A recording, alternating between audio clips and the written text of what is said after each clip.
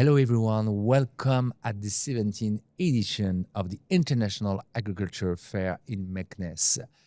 And welcome at the SIAM TV. I'm very pleased to receive Mr. Ismaïl ELHASSNAOUI, Research Officer at Water Witness, and Dr. Charles White, Director of Policy and Research of Water Witness. Welcome. Thank you very much. Thank you very much. So I heard that you were part of an amazing panel this morning, water in agriculture, aliens to reduce the vulnerability about climate change, right? Mm-hmm. Yep. How was it? It was really a beautiful tapestry outlining the challenges and the opportunities that are kind of presented to Morocco, even at a regional basis, in terms of making the links between water security and agricultural sustainability. So we were super privileged and lucky to be part of that. Some of the things that our panel or my panel talked about was why it could be important for Morocco to complement the industry leading, global leader in terms of your supply side solutions, i.e. desal and high efficiency irrigation, with the kind of softer paths solutions such as governance, to avoid something that we talked about at length in the panel, the Jevons paradox, which, if your viewers are unaware, is this kind of observation that without really good governance and checks, typically when irrigation efficiency is improved, or even reservoirs to improve the supply of water, the demands can still outstrip those supplies. So we talked about that as well. Nice. Yeah. First of all, you are supported by the UK embassy. That it's part of the cooperation between Morocco and UK inside the program. Can you share more about this program that you are involved to? Sure. The program that you're alluding to is called the Just Transition for Water Security, JTWS. And what JTWS is poised to do is respond to kind of a global call to really make headway against water insecurity. So, for example, we're at SIAM right now. It's been echoed throughout all of the conferences that I've been attended to, that water security is critical for agricultural sustainability. I think everyone has been in agreement with that. The challenge historically has been that the solutions for water security at scale have encountered really stubborn obstacles. Stubborn obstacles with respect to finance, stubborn obstacles with respect to policy, and stubborn obstacles with respect to investment. What JTWS, or Just Transition for Water Security, tries to do is to strengthen those levers that I was just talking about, and to kind of catalyze a needed change in this sphere. And so with gracious funding from FCDO of on the order of 39 million pounds over 5 years, the Just Transition for Water, which is an umbrella of 3 different programs, really aims to tap into that, to make the linkages that historically have been really challenging to make. And one of those exciting places to kind of workshop this is in Morocco. Great.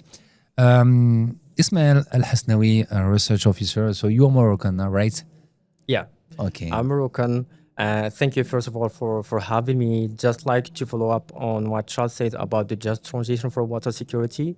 So it is a 39 million pound program that will operate in 10 countries over 5 years, and it includes 3 initiatives. So the office, first of all, the office is based in Morocco, still is in UK, or just started the program here in Morocco? So the discussion is already been made between the UK government and the Moroccan government as well. We engaged with many stakeholders from the government side, including the Ministry of Agriculture, Ministry of Energy, and the Ministry of Equipment and Water, and to understand the challenges of the water crisis in Morocco, as well as to learn from their experience as a leader in water management, and as well to understand their priorities in terms of the action that the Just Transition for Water Security program can support. So I was saying that it includes 3 initiatives. So the first initiative is the Water Resilience Tracker. So this initiative focuses on mainstreaming water-related climate resilience projects into indices and national climate change policies. And the second initiative is the Fair Water Footprint, which we lead as a Water Witness. And it's focused mainly on enforcing fair water footprint in the supply chain, as well as a responsible water stewardship. And the third initiative is the Resilience Water Accelerator, which is an important initiative focusing on mobilizing green finance for climate-related projects. So what is the agenda? I mean, about those initiatives? What is the process? How do you make to implement it here in the ecosystem, Moroccan ecosystem, and maybe also, I mean, in Africa? So this question leads us to a very important question, that is why Morocco matters for this program.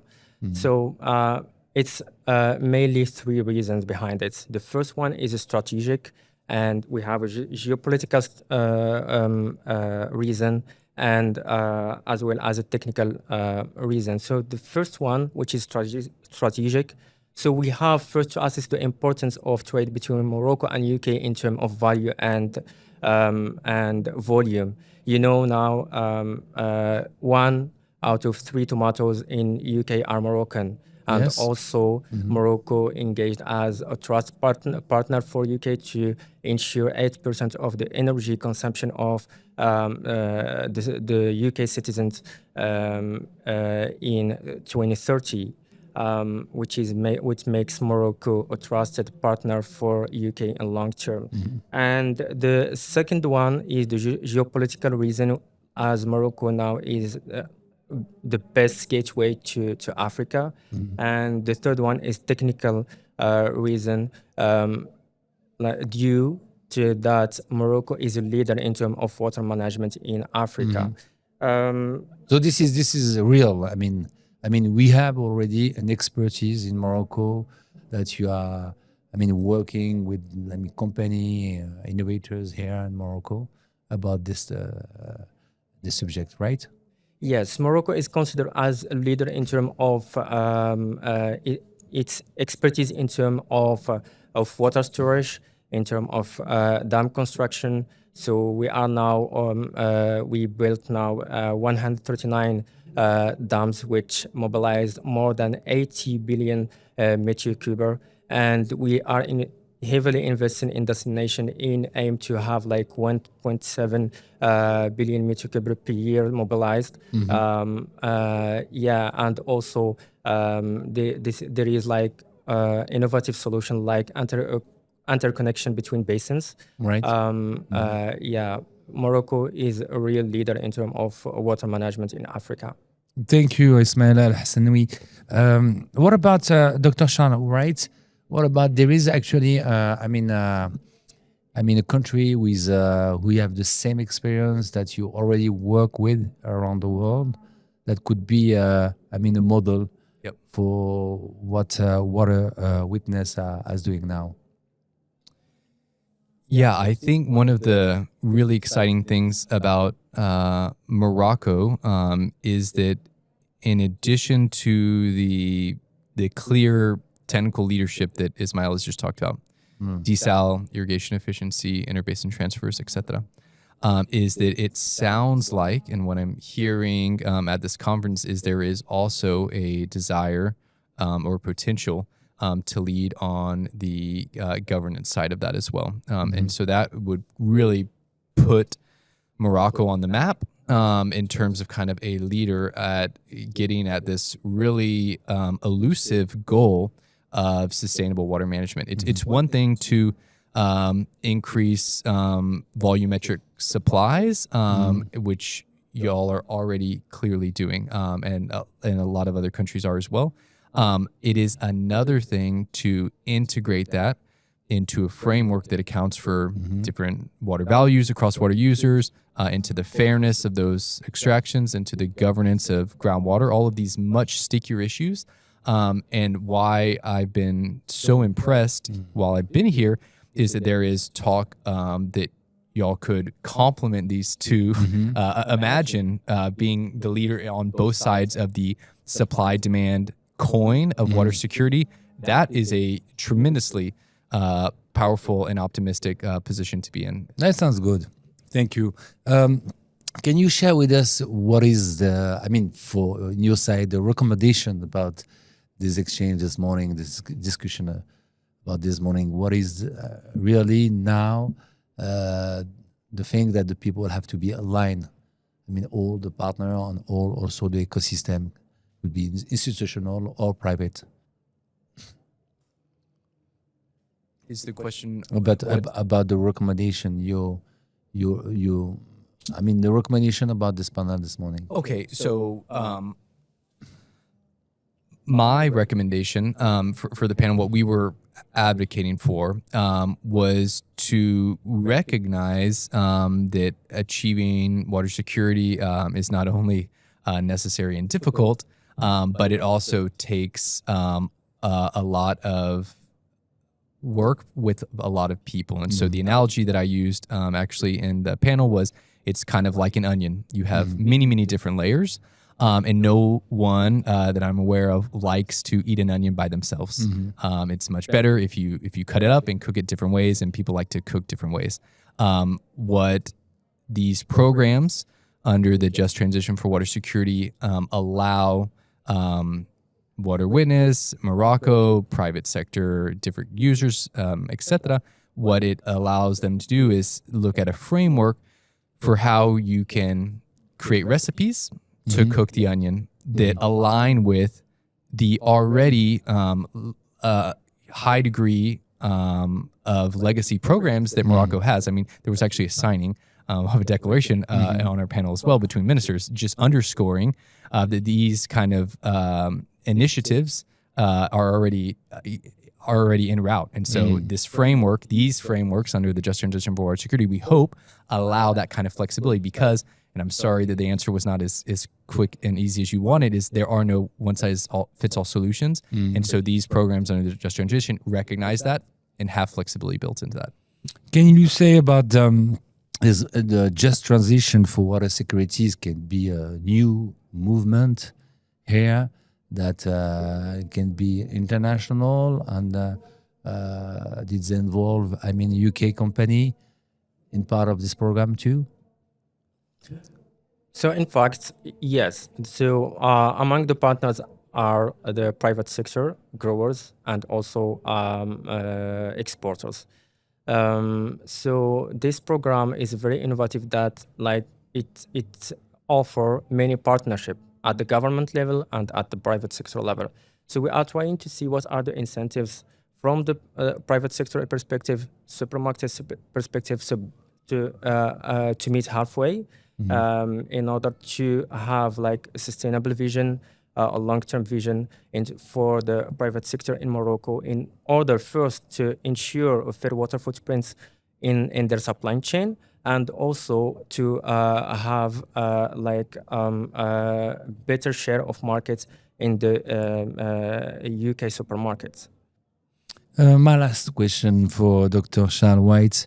What is your message now here from the SIAM to the all the actors, the Moroccan actors, also international actors coming also from Africa?